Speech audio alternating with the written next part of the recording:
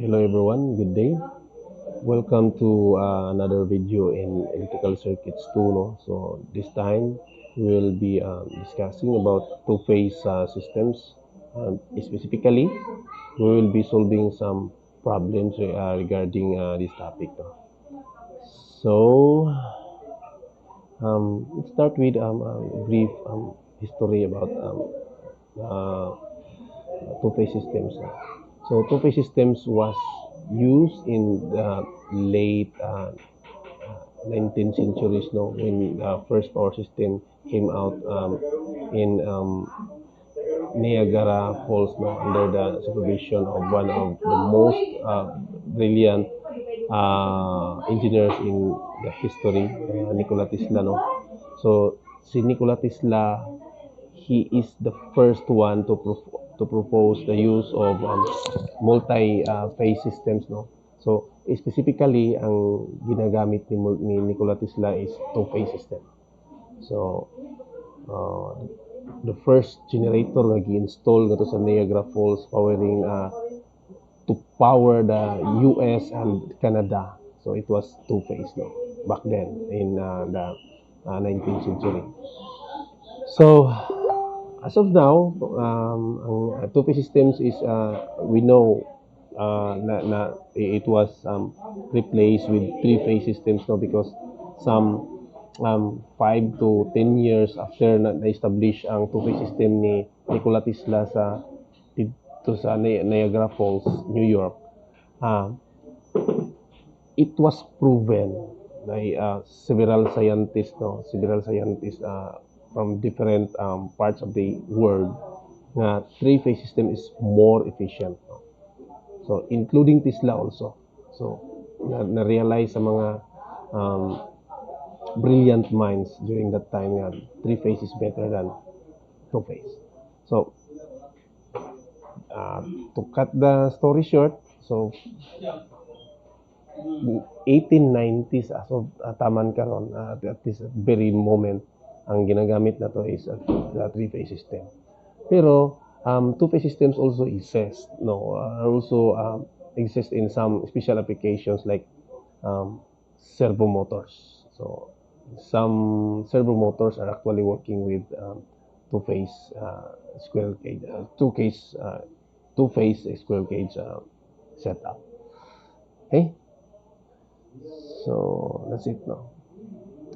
So when it comes to two-phase system, there are two what we call this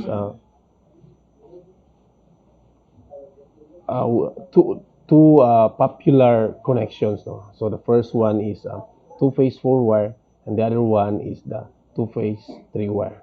So the one that was proposed by Tesla, it was a two-phase four-wire system. So sa two-phase four-wire systems, you look at this diagram, no? This part right here. So this is your generator. These are your loads. So do you have two sets of wires? They are independent to each other. So with respect to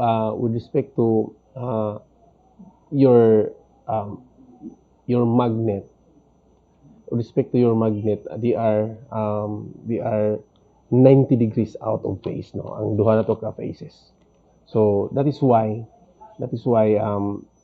we call this system a two-phase four wire. No, the reason is that you can see we have four wires going out of your machine. So this is the first wire, this one right here, second wire, third and fourth. So if you imagine this as a an actual machine, you have you have four wires going out of your generator. So the first two you can use that one as a single phase system. The other two is another single phase system. So basically, a two-phase four-wire system is two uh, independent single-phase systems. So literally two single-phase generators in one machine. No? Two single-phase generators in one machine. So this graph right here is showing us that our voltage, for example, if the voltage here is is at the reference, meaning the phase angle is 0, then your voltage for your phase B is 90 degrees out of phase. It can be leading, it can be lagging, pero in this figure, it happens nga ang atong phase voltage sa B is lagging by our phase voltage sa A by 90 degrees. So, pero pwede din siya leading. No? So, this is because we intentionally put our windings 90 electrical degrees apart. So, mo nang natay 90 degrees nga displacement. Okay? So, next we have three-phase, three-wire. So, sa three-phase, three-wire, this is somehow similar to your single-phase, three-wire. The difference is that this voltage right here, getting EAN, this one, is drawn horizontally. No? If you remember sa three-phase, single-phase, three-wire system, this is very, very similar. Kanilang good mo difference kaning EAN because it is drawn nga horizontal instead of vertical. So we do this, no, the drawing in itself is a representation that your voltage here EAN is 90 degrees out of phase by your voltage here E and B. No? So take note, we observe double subscript notation here while labeling our voltages, including our current. No? So, if we look at this as a machine, no, as a machine, for example, we have two sets of windings similar to two-phase four-wire. We have two sets of winding. The difference is that there is a common wire. No, so remember if you remember this diagram, can you see here? We can utilize this one. We can combine these two wires here. So that's what has been done for your two-phase three-wire system. Two wires were combined. No? It doesn't affect the operation for your single-phase system. No. So in fact, you can see your single-phase system here. For example, ang atong phase A.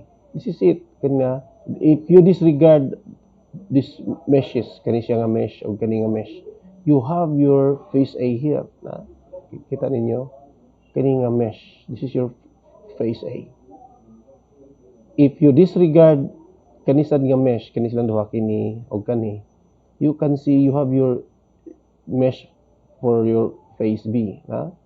Makita ninyo ang flow sa current mo na mesh. And you have your super mesh for your common load A and B. So, same generator, same setup, same windings, pero you have two wires nga combined. So, you have two wires nga combined to make it just one wire. So, mo nang, instead of four wires ang mugawas yung makina, you now have three wires. So, you have two-phase, three wires. Because ang duha ka wire sa atong previous nga atong reference nga system will be combined. So the advantage here now is you can have you have a voltage higher than your phase voltages. Why? Because you are interconnecting those two phases. So nag-interconnect ka og duha ka phase, so ang atong common sense will tell us you have a voltage higher than any of those phases. So for example, if this one can generate 120 and this one can generate 120, our instinct will tell us nga if nag-interconnect na ko ning duha na to ka phases, the voltage is higher. And in this case for three-phase two-wire, it is a voltage which is the phase voltage times the square root of 2. We will show later sa atong calculation o gano. So, mo na usa sa nahog nga advantage atong three-phase, three-wire system. So, this is, if you look at this kining atong phasor diagram, so, the EAN, that was intentionally put at the reference, no, para so that we can have our representation of phasor. So, if for example, our voltage here, ma-generate na to is at the reference. Of course, your voltage here will be 90 degrees lagging or leading. So, in this time, ito gi-choose nga na siya sa leading, lagging part. So, that is why we have our A and B here. So, if we want to get the voltage between these points, A and B, no? A and B. So that's basically double subscript notation. Mag-loop tagikan ani taman ana ni din ana diha. So if we look at this as a double subscript notation perspective, of course we have our A and B plus EBN. That's AN plus ENB. No, EAN plus ENB. So if that's actually the sum of the phase voltage EAN plus ENB. So simple lang, we have our head to tail method. So AAN plus ANB, so that's EAB. Okay, AAN plus ENB is equal to EAB. So morning na ani siya. So if equal ning duha EAN kaning atong mga phase voltages, of course we will get a multiplier which is square root of 2. So daan na tay kuan ron, we have two different voltage levels, quote unquote voltage levels.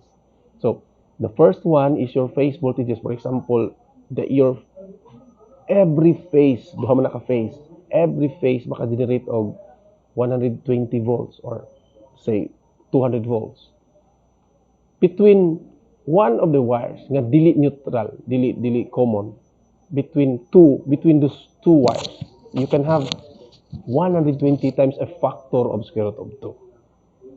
So 120 times square root of 2, I think that's around 170 volts. Duha na voltage nimo, 120 and 170, and it can be advantageous at certain applications. So ingon na sad ang atong kuan, ang atong later mo develop ning kaninga thinking ngadto sa three wire nga system.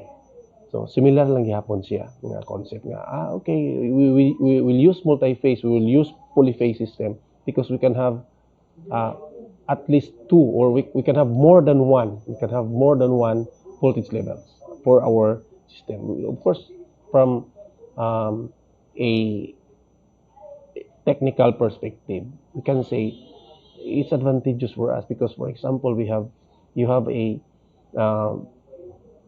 load nga 120, and still you can accommodate those loads nga, for example, 180.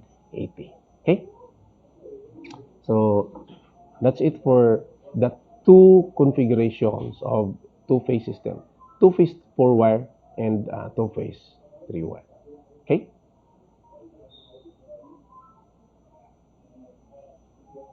All right, so let's proceed to sample problems now.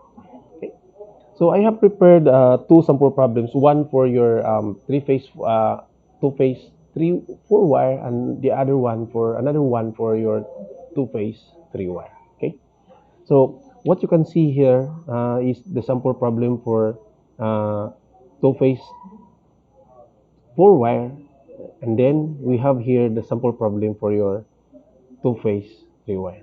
So we will change change ta og app nga gamiton from PowerPoint to Paint. No?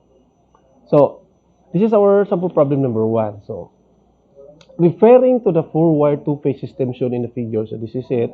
This is the same diagram na katong gigamit nako pag-explain.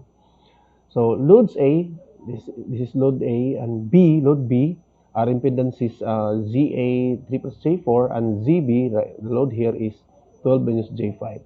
Now, if the phase voltage is EA, EB, no, but generate here, the magnitude is 130 volt. So this set of wire here can generate 130. Another set can also generate 130. Calculate the individual load currents. So as you can see, we have two independent single phase system here. This is the first one. Can you see? This is your B, and this is your the other one. No, this is your load A or your system A. Now then you also ask to solve for the power taken by each load, and then the total circuit power. Okay. Now we will start the solution to this problem by drawing the phasor diagram of the um, voltages. So we'll try to solve this one by drawing the phasor diagram of the voltages. So of course, we'll start with a horizontal line, a vertical line, right? Mm-hmm.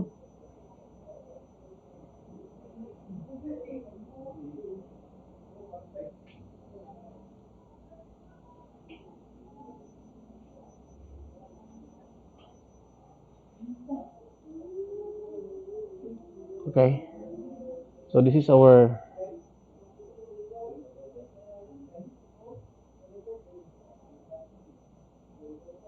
we can have our phasor now. So for example, we have our phase voltage here, EA, no? So label this one as our EA, of course.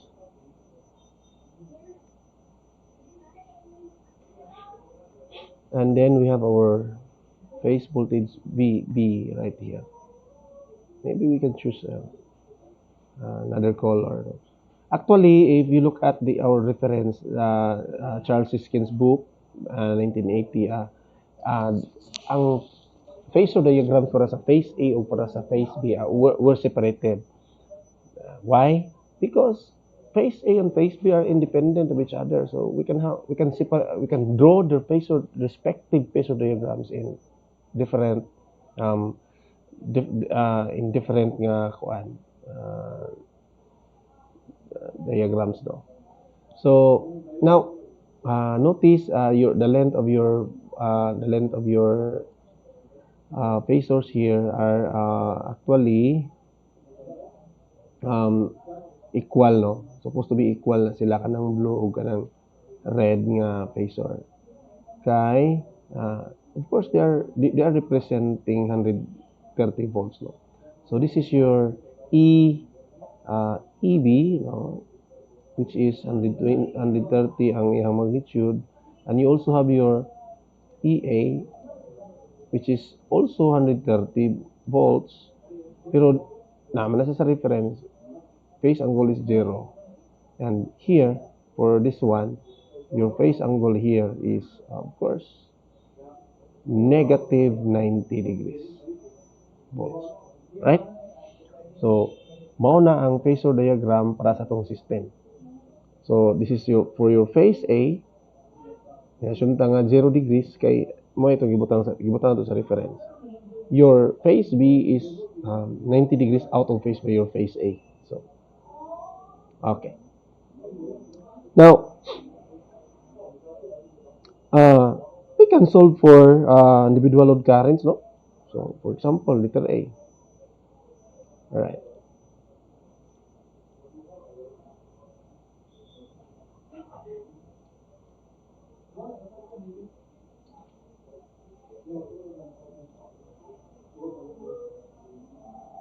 Sige.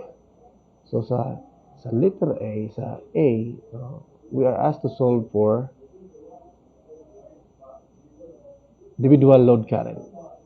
So, we have current here, IA. We can call this one IA. And we have current here, which we can call it IB.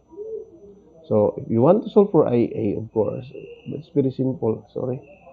Let's capital IA is equal to EA over ZA. We have our EA at 130 angle 0 divided by our ZA. Our ZA is 3 plus J4. This is 3 plus J4. If you use your calculator, so that's 26 at the angle of negative 53.13 degrees ampere. Alright. Now, if you want to solve for your IB is of course EB over ZB. Now, that's 130, the angle of negative 90 degrees, no? So, this is it. Kanina siya, karing man nga voltahe. Divided by your ZB is 12. This one right here, no? 12 minus J5. Alright. So, it's basically 10, the angle of negative 67.38 degrees ampere. Okay? So, we have identified na two currents. So, the first current is right here. Current is here. EA. So, that's at the angle of what? 53, no? So, of course, this is, for example, this is 53. Then, ang iyahang length is 26. 26. So, this can be your IA. This is your IA, by the way. If you want to represent your IB is actually at the angle of negative 67, while your IA is negative 53.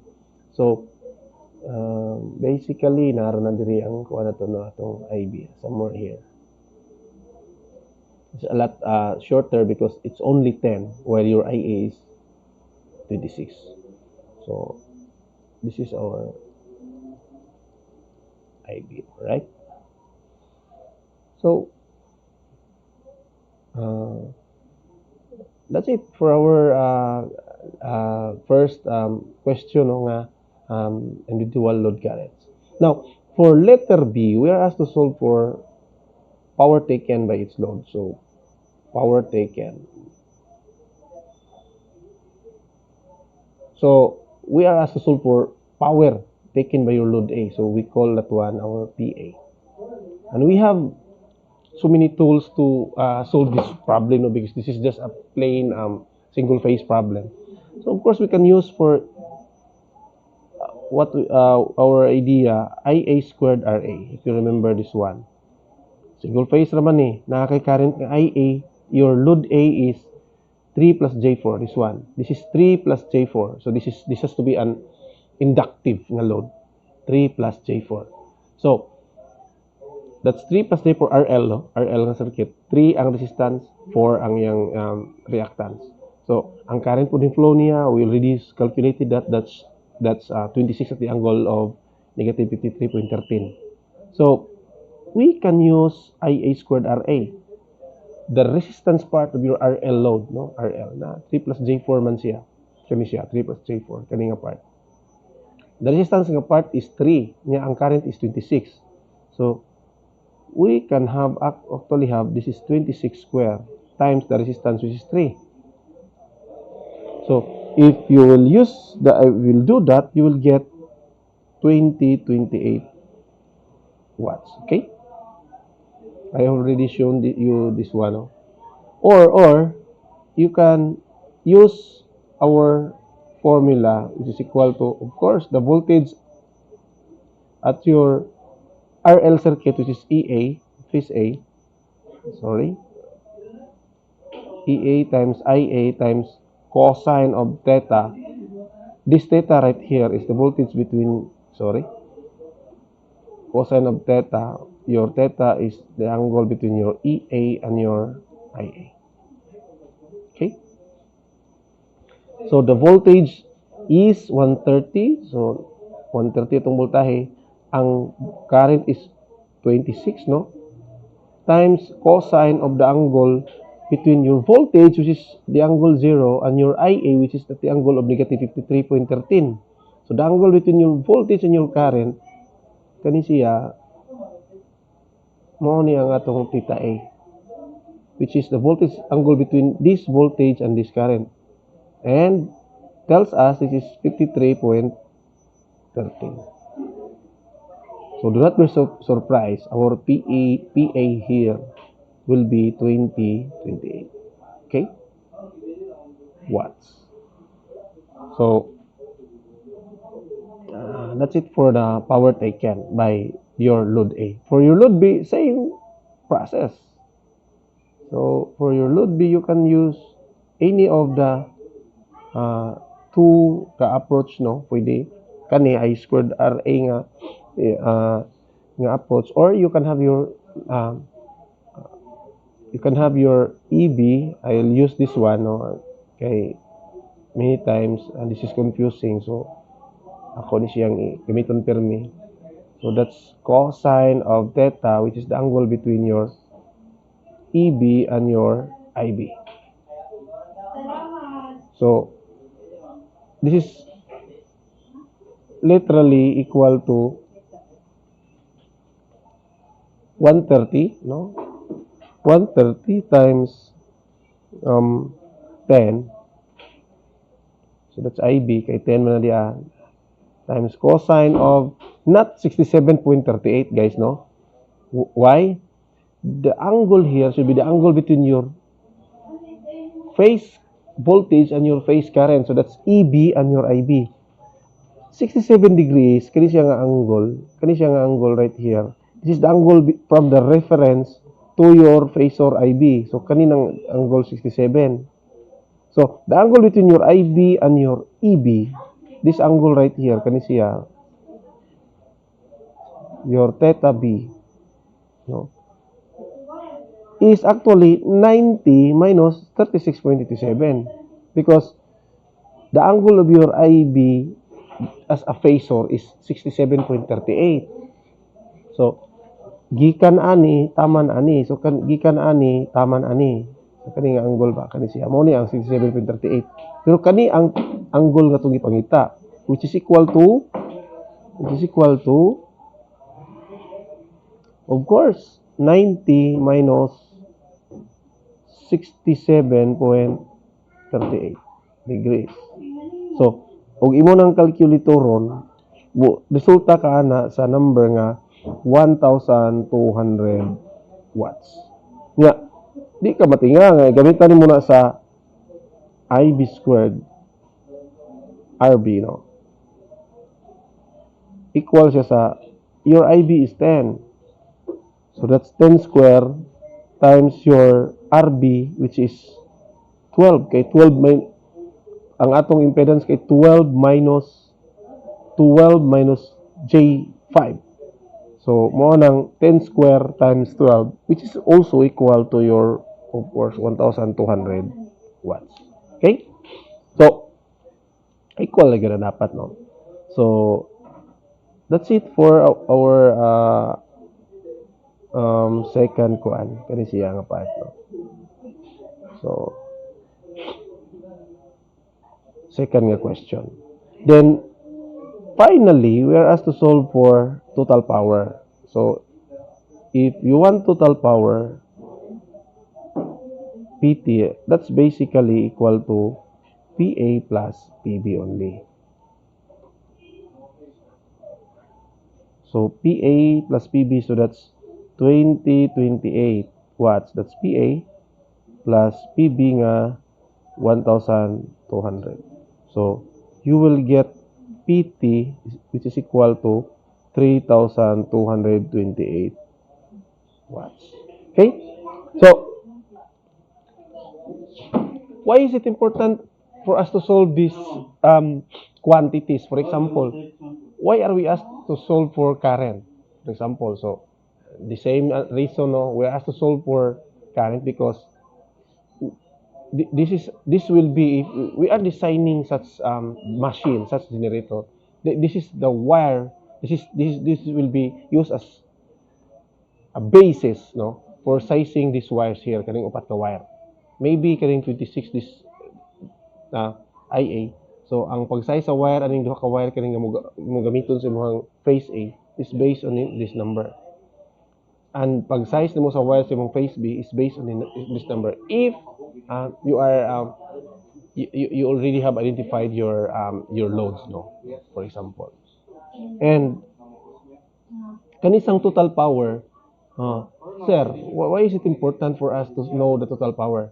So if this is a generator, guys, this will be driven with a prime mover. For example, a diesel engine. a gasoline engine, perhaps a turbine, no? So, and this total power here is indicating us or is telling us that your prime mover should have the ability to drive more than this power, no? So if this is the power that will be used by your generator sa load end, sa output sa mo generator, your prime mover has to have a power which is a lot greater than this one, no, considering losses in your generator plus losses sa your prime mover also, no? So that's it. So it is important for us to know, so that we can have the idea of what size of machine will be driving this generator. Okay, so that's it for sample problem number one. So this is actually, if you see, this is just a two single phase systems. No? Two single phase system displays 90 degrees apart from each other. Okay.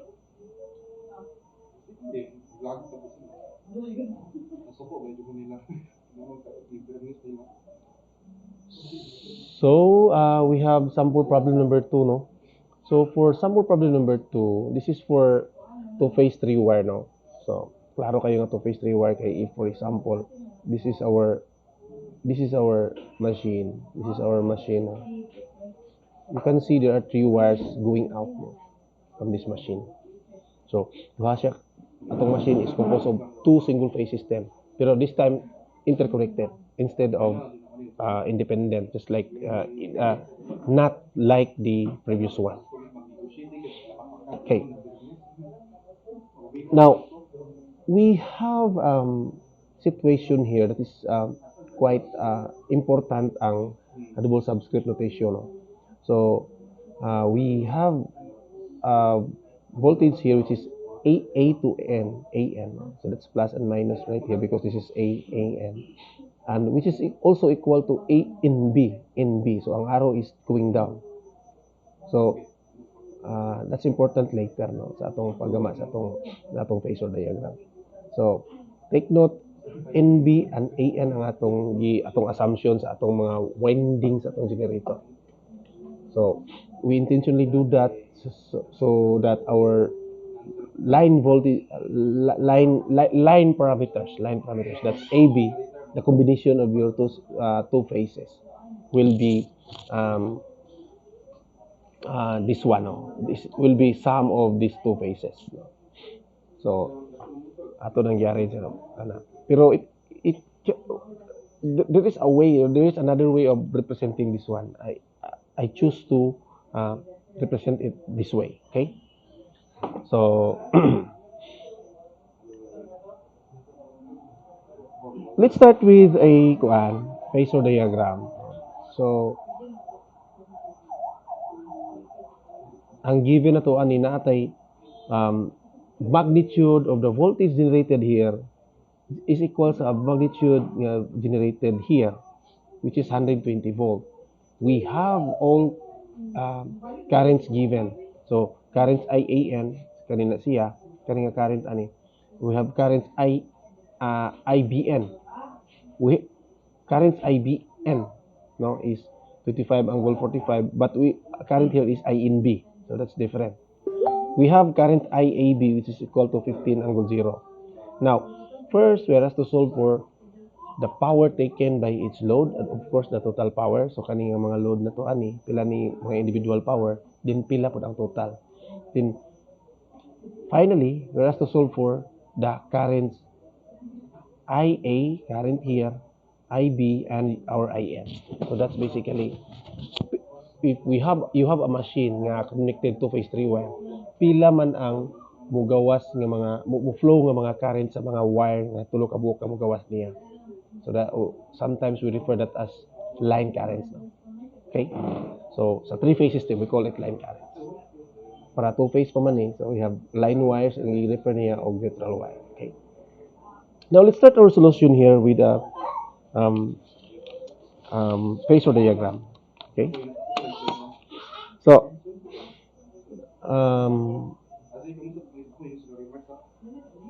we have a system here, right?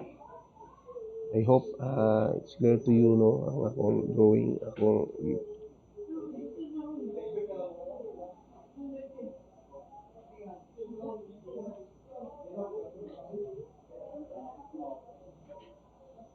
okay.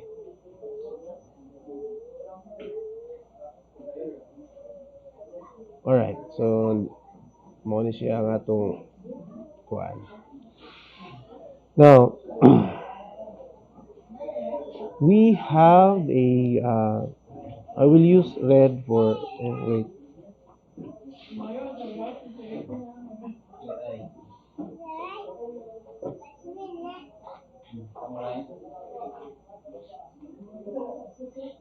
So,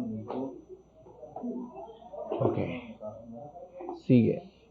Um, we will assume our voltage AN now will be at our reference. So, this is it, our EAN. Okay. So, this is our EAN. Alright. So, this is now equal to uh, 120 angle 0 degrees volts. No? Then, we also have our, since this is interconnected, I will use the same color, no? Same color lang kay butangan niya. Okay.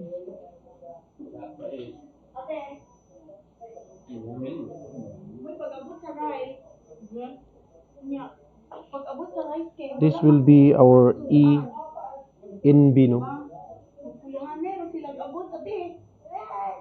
So, this is our ENB, no? That's ENB. Which is equal to 120 at the angle of negative 90 degrees. So, negative 90 because our phasor is right here going downward. So, that's basically the whole, the angle, the phase angle for that kind of voltage. Now, if we look at our line voltage now, if we look at our line voltage, okay? So, if for example, we want to solve for the voltage across terminals A and B. So, this is terminal A, this is terminal B, no? Look at this is A, B. We can actually have it solved by having a loop from here up to here. So that's basically EAN plus ENB. So we cannot call this as lucky because everything is set up, no? So naka-set up na siya nga na dapat. So that's basically 120 angle 0, that's EAN, plus 120 the angle of negative 90 degrees. Okay? So, this is not surprising, no? This will become 120 at the angle of 120 square root of 2 at the angle of negative 45 because, as I have said, this is just a plain head to tail method. Head to tail method for two vectors. So basically, this AAN plus EBN, so you will get our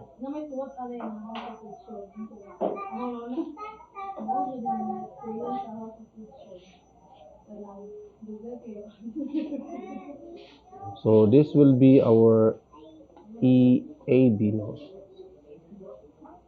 which is basically 120 times the square root of 2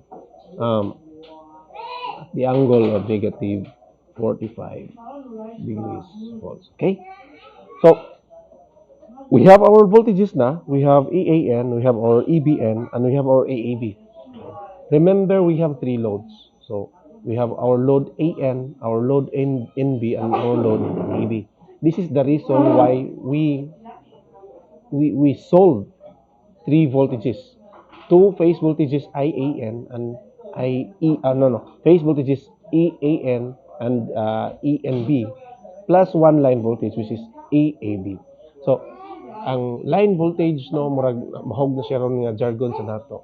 Ang line voltage are those voltage nga indicating nag-involve of more than just one phase. So this time it is the sum of two phase voltages. Ang phase voltages is those phase nga those voltage nga ma-generate sa usa ka set sa winding nga gi-assign nato. So remember, we are dealing with polyphase system. There are more than one set of windings. So kadtong na-generate sa usa ka set sa winding, we call it phase voltage, no?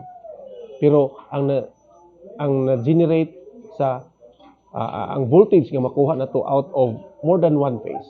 Say for example, between three phases or in most of the time mga two phases, we call it line voltage. Okay? So, all right. So, naka-set up na ta. We have our line voltages na. We can solve for example, our problem A, no? We are asked to solve for two quantities, no? I mean, three quantities. So, the first one under A, this power taken by its load.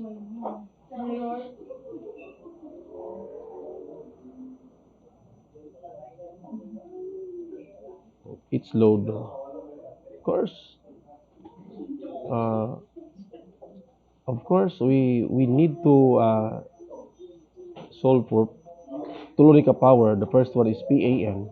Now, we cannot use I squared R here directly. No, we cannot use I squared R here directly because the problem is not telling us about the information of your Z.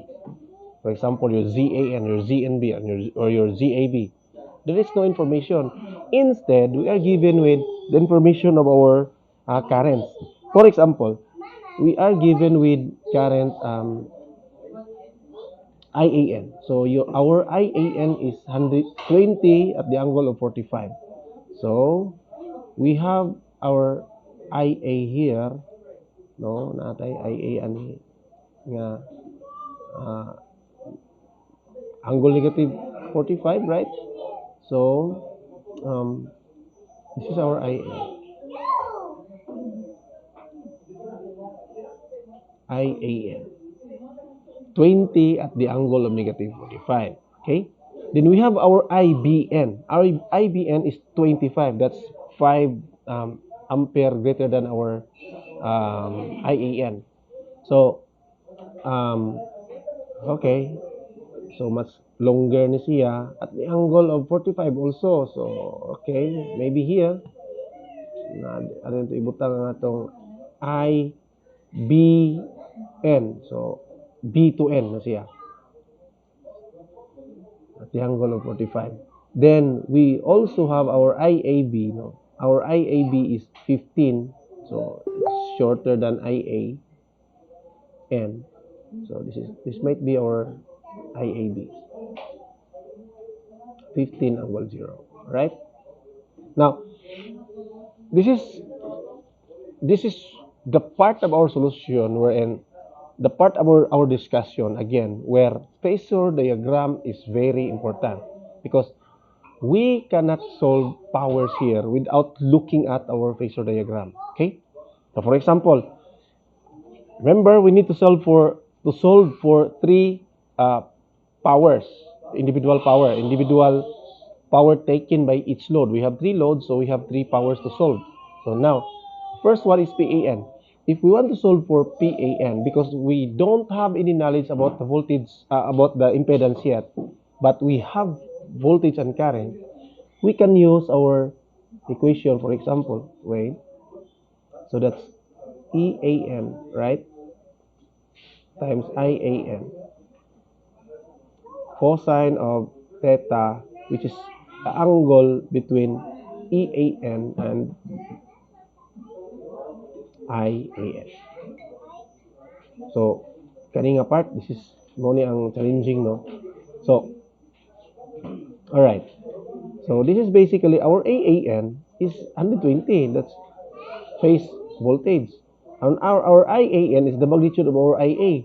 The magnitude of our IA is 20. So this has to be 20 right here.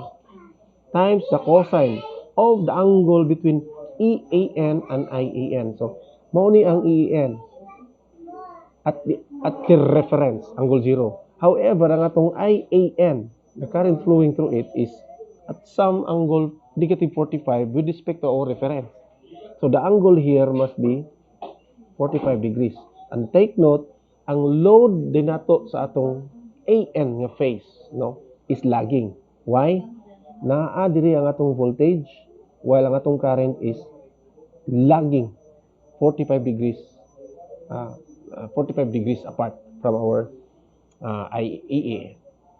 So, if you use your calculator, you'll get here a number which is equal to 167. All right. So that's 167 watts. Okay. So, same goes with your PAB. So, if you want to solve for your PAB, no? PAB. So, equal siya sa EAB, alright, times IAB. Ay, sorry, that's P and B first. In B lang sa ta. So equal siya sa dapat sa E and B times I and B times cosine of the angle between E and B and I and B. Alright. So, they basically 120 ni siya times I and B is 25 at the angle of 45, right? So, 25 at the angle of 45. No. IBN. No, 25. What we have, what we need is I in B, but we have IBN. Later, magamit ito na siya. So this has to be 25. No? Cosine of the angle between E and B and I and B. So, we have our E and B here, kaning downward niya. Kani siya. We have our IBN. We do not have any A and B. I and B. So, as I have said, if we have IBN, our I in B is somewhere mirror siya sa atong IBN. So, basically, naadiri ang atong I in B is right here. Our I in B is the negative of your IBN. If it is the negative of your IBN, it is actually equal to 25 at the angle of negative 135 degrees. Okay? So, what's the angle between your I in B and your E in B now? So, this angle right here is, of course, 45 degrees. And it appeared that load in B is lagging. Why? Because voltage in B, kaning red, kani siya downward, voltage leads the current by 45 degrees, or the current lags the voltage by 45 degrees. Okay? Sige. So, this has to be 45 degrees here. So, if you use your calculator, you will get 2,121 watts. Okay? Then, finally, for this question, so we can solve for PAB. In similar manner, you need to know AAB, the magnitude of your IAB, alright? And the cosine of the angle theta, which is the angle between your EAB and your IAB, right? So, your AAB is 120 times square root of 2 multiplied with your IAB, which is 15, no? 15 kanina siya. Kari 15 ang angle 0. So, this is to be 15. And multiplied with the cosine of the angle between your EAB, no? This is your EAB and this is your IAB. So, it has to be 45 degrees also. Pero, ang diferensya ng good nila is that ang akong load AB, our load AB is a leading load. Why? Because this is our EAB, no? This is our EAB, mo ni atong voltage, mo ni atong current. So, ang atong current is leading our voltage by 45 degrees. Okay? So, that is why the angle between the voltage and the current literally is 45 degrees. Okay? So, if you will use your calculator, you will get your PAB at 1,800 watts. Okay? Sige. Now, we can have our total power, no? So, natay usa ka machine, this is our entire machine, natay tulo ka load. So, what's the total power? So, the total power now will use, so our total power now, our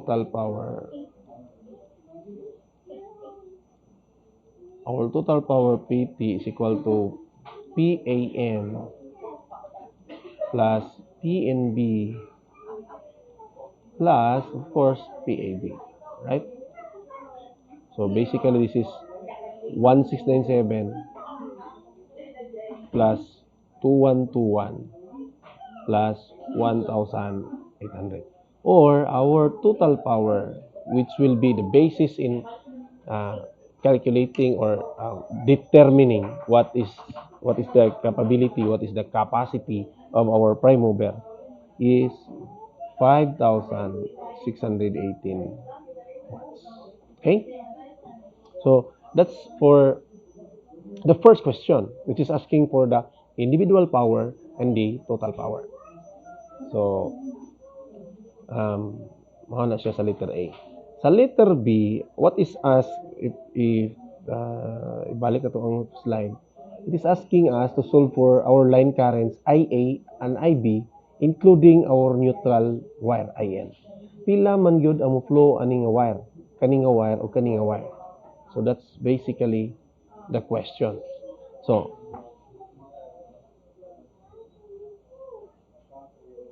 we will solve current in line wires, okay?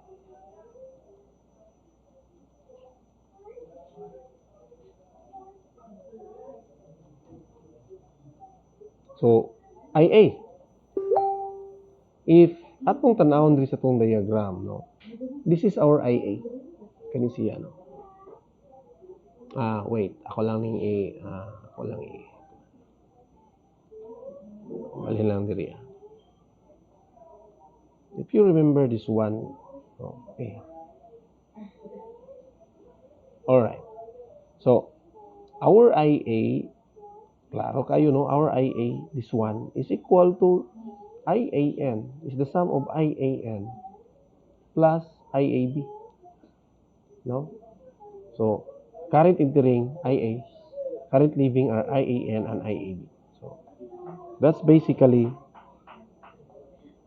20 angle 45, right? That's IAN, negative 45 degrees, no? Plus 15 angle 0. So, if we will do the calculation, that's 32.39, the angle of negative 25.9 degrees ampere, right? So, that's the current here. If you want to know IB, no, IB, this one, that's basically sum of currents INB and IAB, no? So, klaro kayo, no? Current entering equals current leaving. So, that's INB plus IAB, right? So, INB is, we don't have INB, but we have IBN. So, that's basically negative IBN. Naka-remember ta, no? This is our phasor diagram right here. We have IBN given, but we don't have INB, no? But INB is the negative of IBN. So, this is why this is negative IBN plus IAB. Alright. So, this is negative negative of 25 angle 45, right? Plus IAB, which is 15 angle 0. Alright, our IB is now equal to 1728. 1728 at the angle of negative 98.61 degrees. Okay? Then finally, we can have our IN, or the neutral wire. So we look at this diagram. Our IN is NB minus IAN. So that's basically INB. No? You can use KCL at this node aning apart to confirm this relation. That is equal to INB minus IAN. Alright. So, but we don't have INB. We have IBN. So that's basically negative IBN minus IAN. Okay? So that's negative IBN, which is equal to, ang atong IBN is 25 angle 45. Alright.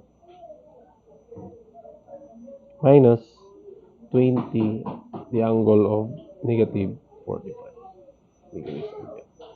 Okay? So, of course, our IN is equal to 32.01 at the angle of negative 172.66 degrees. Okay? So, nakita na nato ang mga currents, no? So, we have our IA here. This is 32 degrees, 32 amperes. We have our IB, which is 17.88 degrees, amperes. Then we have our IN, which is also a 32 ampere line, no? So, nakita na nato, this is our machine. Kaya atong machine, if mo to ang atong mga load ganiha, mo to ang atong mga current, mao pud ni ang mga current nga mo. I mean, if our current here flowing is 20 at the angle of 45, negative 45. Our current here is flowing at 25 at the angle of 45. And our current here is 15. Mao ni ang mga current nga mo-flow sa atong wire. Okay? Now, why is this important? So, nga obsolete naman gyud ang two-phase, no? So, nganong important pa man magtuon ta ani nga obsolete pa ang two-phase. So, the way we treat this circuit, this two-phase circuit is similar kung adto na ta sa three-phase. We will be talking with line currents, phase currents, and loads and powers, no? Total power. So, similar na siya. Pero, diri alang, this is two-phase. Okay? And this is just a preparation for your three-phase system. Right? So, I think that's all for this video. So, see you on the next video. Bye-bye.